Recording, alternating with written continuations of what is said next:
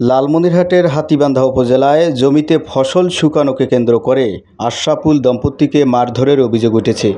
এ ঘটনায় ভুক্তভোগী আশরাফুল বাদী হয়ে হাতীবান্ধা থানায় লিখিত অভিযোগ দায়ের করেছেন।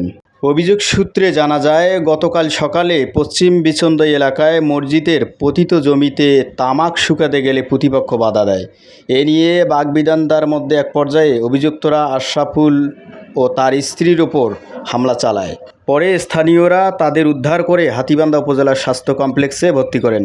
এ ঘটনায় একাধিক ব্যক্তিকে অভিযুক্ত করে থানায় অভিযোগ দেয় আশরাফুল।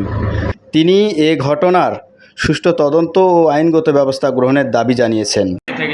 আমরা ওখানে শুকাই, এখন উনি গ্রাম পুলিশ চৌকিদার, উনি আসিয়া ওখানে বেলে সুবিধ দেবে। আমি বললাম যে ভাই তুমি সুবিধ দিলে দাও ওইদিকে, আমি এইদিকে সুবিধ বলো।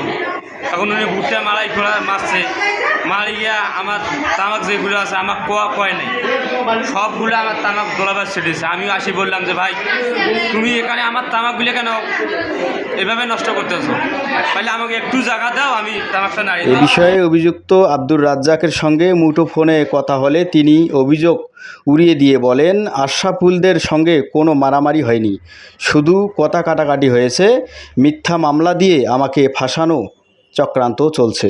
News update, Lalmonirhat.